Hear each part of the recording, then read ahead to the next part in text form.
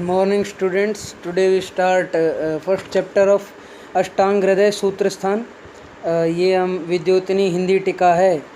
अर्थ सूत्र स्थानम प्रथम अध्याय, यहाँ पे आयुष कामी अध्याय है, जिसमें सबसे पहले सैल्यूटेशंस और मंगलमय ब्रह्मा की स्तुति के लिए बोला है। इसमें आचार्य ने क्या कहता है, राग आदि रोगान सतत अनुशक्तान शेष काय प्रसृतान शेषान औत्सुक्य मोह अर्ति द अघान यो अपूर्वद्याय नमोस्तु तस्मै। कहता है कि salutation to the unique and rare physician, प्रत्येक शरीर में फैले हुए एवं हर एक समय में रहने वाले। ये जो प्रत्येक शरीर में कौन फैला हुआ है? प्रत्येक शरीर में भगवान फैले हुए हैं, और हर एक काल में जो रहने वाले हैं वो भगवान हैं।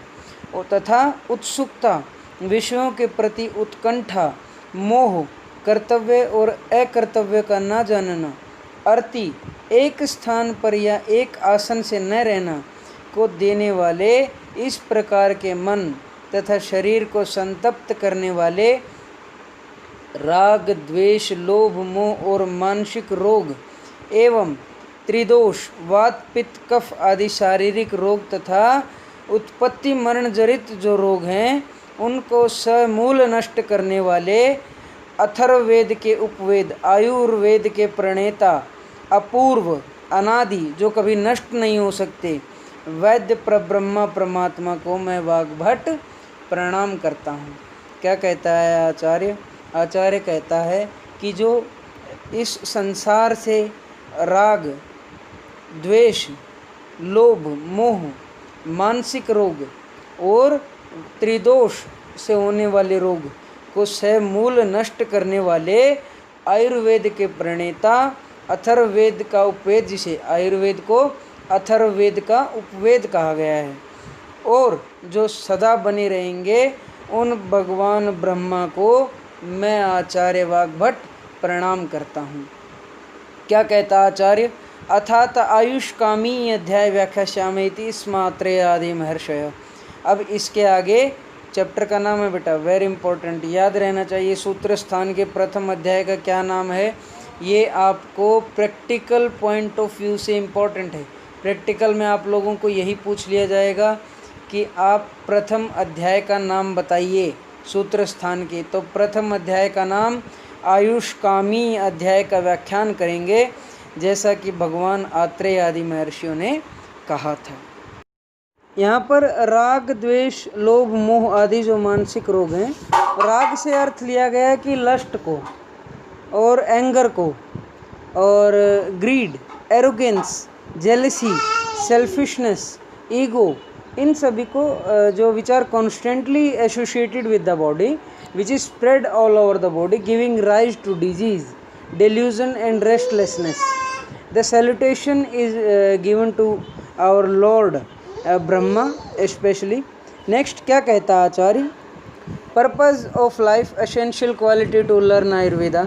कहता है कि आयु कामनेन धर्मार्थ सुख साधनम आयुर्वेद उपदेशेषु विधेय परमाद्र। कहता है to achieve the purpose of life, that is dharma. धर्म का अर्थ following the path of righteousness, अर्थ earning money in legal way, काम फुलफिलिंग आवर डिज़ायर, मोक्ष अचीविंग सल्वेशन। कहता है धर्म, अर्थ और सुख का साधन ये आयु है। धर्म, अर्थ और सुख कैसे प्राप्त किए जा सकते हैं? जब हम जीवित रहेंगे। इस आयु की जिस पुरुष को चाह है, जो चाहता है कि मैं लंबी आयु जीऊँ, उसे चाहिए कि आयुर्वेद के उपदेशों में अतिशय आदर करे। वो कहता है कि आयुर्वेद के जो उपदेश किए गए हैं, हमें उनकी रेस्पेक्ट करनी चाहिए, तभी हम अच्छी आयु प्राप्त कर सकते हैं। और क्या कहता आचार्य? सुखस्य मूलम धर्म। जो ये सुख का मूल धर्म है, इस धर्म का साधन यह शरीर है। क्या कहता है? ब्रह्म स्मृत्वा आयुषो वेदम प्रजापति अजिग्रहत सो अश्विनौ तौ सहस्राक्षम सो अत्रिपुत्र आदि कामुनिम ते अग्निवेशादि कांस्ते तु पृथक तंत्राणि ते निरे। आचार्य ने यहाँ पे आयुर्वेद अवतरण के बारे में बताया कि आयुर्वेद का ओरिजिन ऑफ आयुर्वेदा कैसे हुआ। कहता है कि भगवान ब्रह्मा ने, जो लॉर्ड ब्रह्मा है, उन्होंने रिमेम्बरिंग आयुर्वेदा, उन्होंने अपने स्मरण किया जो आयुर्वेद का स्मरण करके भगवान प्रजापति दक्ष प्रजापति को सिखाया, और भगवान दक्ष प्रजापति ने अश्विनी कुमारों को सिखाया और उनसे भगवान इंद्र को दिया गया। अश्विनी कुमारों ने भगवान इंद्र को ज्ञान दिया और भगवान इंद्र ने आत्रेय आदि महर्षियों को ये आयुर्वेद का ज्ञान दिया। और इन मुनियों में अग्निवेश आदि जो अन्य मुनि थे, उन सब ने अपने अपने पृथक पृथक तंत्रों की रचना की। क्या कहता आचार्य कि लॉर्ड ब्रह्मा ने आयुर्वेद को याद किया, उससे उन्होंने दक्ष प्रजापति को प्रदान किया। दक्ष प्रजापति ने अश्विनी कुमारों को, अश्विनी कुमारों ने सहस्राक्ष, जिनको कहा गया सहस्राक्ष भगवान इंद्र को कहा गया है, भगवान इंद्र को दिया। और भगवान इंद्र ने आत्रेय आदि महर्षियों को दिया, और आत्रेय आदि महर्षियों से उनके शिष्य अग्निवेश आदि महर्षियों ने उसे प्राप्त किया और अपने अपने तंत्र की अपने अपने अनुसार रचना की। जब हम पर्पज़ ऑफ लाइफ पढ़ रहे थे, we have to concentrate on having a long life. हमें एक इस पे निर्धारित करना चाहिए कि हम एक लंबी लाइफ कैसे जिएंगे। To learn the science of Ayurveda which explains how to achieve this purpose, obedience, हमें नियमों का पालन करने वाला बनना चाहिए। विधि is a most important quality in the student of Ayurveda.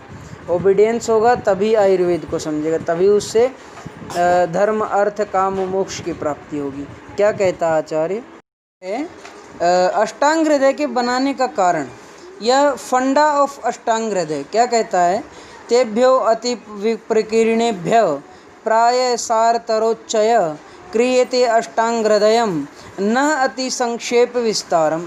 कहता है कि from those Ayurvedic text books, Agnivesh आदि के बनाए हुए शास्त्र अतिशय विस्तृत एवं विषय बिखरे होने के कारण उन शास्त्रों में से उत्तम सार भाग लेकर, क्या कहता आचार्य, which are too elaborate and hence very difficult to study, only the essence, essence का अर्थ है द सार भाग, is collected and presented in Ashtanga हृदय।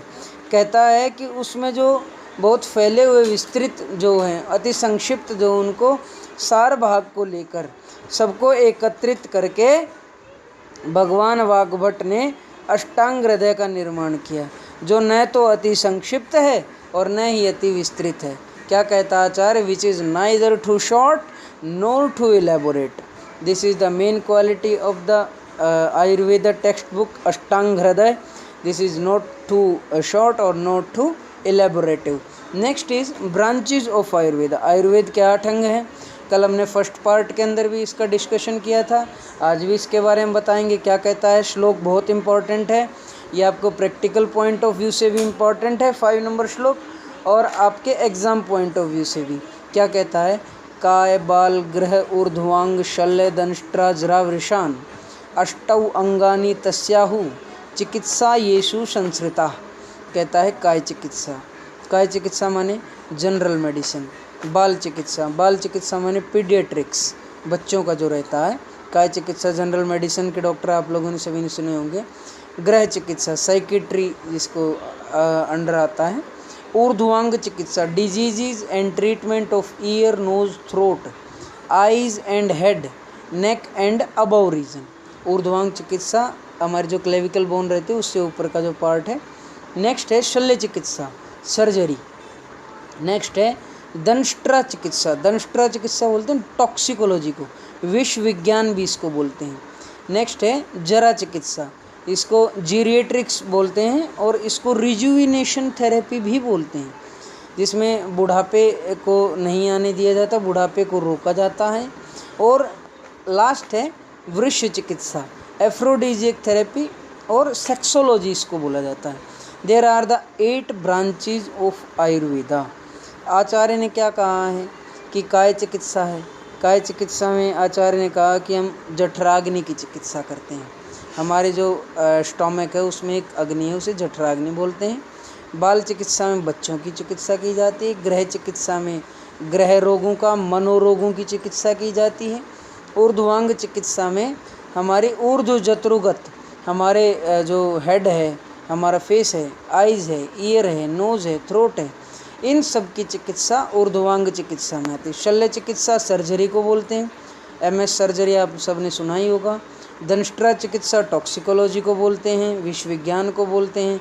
स्नेक वेनम और अनेक प्रकार के जितने भी विषैले जानवर हैं वो कई काट ले तो उसकी चिकित्सा करने के लिए दंष्ट्रा चिकित्सा टॉक्सिकोलॉजी बोली गई है। जरा चिकित्सा, बुढ़ापा ना आए, जवानी बनी रहे, उसके लिए जरा चिकित्सा, रिजुविनेशन और जीरिएट्रिक्स इसको बोला जाता है। नेक्स्ट है वृक्ष चिकित्सा। वृक्ष चिकित्सा एफ्रोडीजियक थेरेपी है और सेक्सोलॉजी इसको बोला जाता है। और which are unable to do sex, उसके लिए वृक्ष चिकित्सा बोली गई है। Which have low sperm count, उसके लिए वृक्ष चिकित्सा बोली गई है। और इस तरह से 8 ब्रांचेज ऑफ आयुर्वेद, 8 अंग, इसीलिए अष्टांग आयुर्वेद बना है, इसीलिए इसको अष्टांग कहते हैं। नेक्स्ट क्या कहता है आचार्य? नेक्स्ट त्रिदोष के बारे में बात है। त्रिदोष बेटा इतना इम्पॉर्टेंट टॉपिक है, ये आपके first year, second year, third year और फोर्थ ईयर।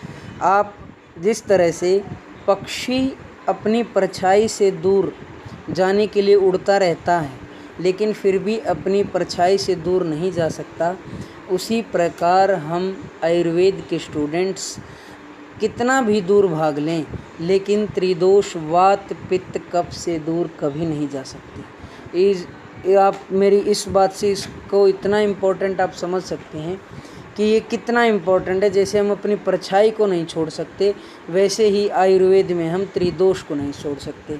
क्या कहता है? वायु पित्तम कफश्चेति त्रयो दोषा समासतः विकृता विकृता देहम घनंती ते वर्तयन्ति च ते व्यापिनो अपि हृदय नाभि अधो ऊर्ध्व संश्रया। कहता है कि जो संक्षेप में 3 दोष है, मैंने आपको पहले ही बताया, कल भी बताया था, आज भी बता रहा हूँ, वात पित्त और कफ। संक्षेप में 3 दोष हैं, वात पित्त एंड कफ are the 3 doshas of the body. Perfect balance of 3 दोष leads to health and imbalance in त्रिदोष लीड्स टू डिजीज। जब इन दोषों को सम अवस्था में रहेंगे तो मनुष्य का शरीर स्वस्थ रहेगा। जब ये शरीर में क्षय या वृद्धि, इंक्रीज और डिक्रीज होंगे हमारे शरीर में, तो ये डिजीज़ को क्रिएट करेंगे। क्या कहता है? ये वात पित्त कफ यदि विकृत हो जाएं तो शरीर को नुकसान करते हैं और यदि ये अविकृत रहें तो शरीर को स्वस्थ बनाए रखते हैं, टिकाए रखते हैं। ये तीनों यद्यपि सारे शरीर में व्याप्त हैं। क्या कहता है? ते व्यापिनो अपि संपूर्ण द त्रिदोष are present all over the body but their presence is especially seen in particular parts of the body. मतलब जैसे वात है, वात माने वायु है, वायु का मुख्य स्थान हृदय एवं नाभि के निचले भाग में है। हार्ट और हमारा अम्बलाइकल रीजन है, उसके नीचे वायु रहता है। हृदय और नाभि के मध्य में पित्त रहता है। Between heart and umbilical region the pitta is situated. और हृदय एवं नाभि के ऊपर का भाग कफ का स्थान है। हमारा हार्ट और हमारा अम्बलाइकल रीजन, इसके ऊपर का जो भाग है वो हमारा कफ का स्थान है। कफ के, वात के, पित्त के, और वात पित्त कफ के। वात पित्त कफ इन तीनों के आप याद करेंगे इसको बार बार। वात पित्त कफ जब डेली बोलेंगे तभी आपको ये लर्न होगा। वात पित्त कफ जो तीनों दोष हैं, इनके भिन्न भिन्न स्थान आचार्य ने बतलाए हैं, उन्हें हम आगे इलेबोरेट करेंगे जो बहुत ही इम्पॉर्टेंट है। आचार्य क्या कहता है? If you body divide into 3 parts, अगर बॉडी को 3 पार्ट्स में डिवाइड करें, the top part up to chest is dominated by कफ। याद रखेंगे, अंग्रेजी में है, जो हमारा टॉप पार्ट है चेस्ट का, थ्रोट वाला रीजन है। और कफ निकलता है ना, आप लोगों को सब पता है, खांसी आती है तो कफ निकलता हो, इसीलिए उसको कफ का स्थान बोला। Between chest and umbilical region there is pitta. Chest के और अम्बलाइकल के बीच में जो रीजन है वो पित्त दोष का स्थान है। बिलो अम्बलाइकस, अम्बलाइकल रीजन के नीचे पार्ट इज डोमिनेटेड बाय वात। यहाँ से आप समझ जाएंगे वात पित्त कफ के ये 3 सामान्य स्थान बताए थे। विशेष स्थान के लिए हम नेक्स्ट चैप्टर में बताएंगे। क्या कहता है, similarly in A persons life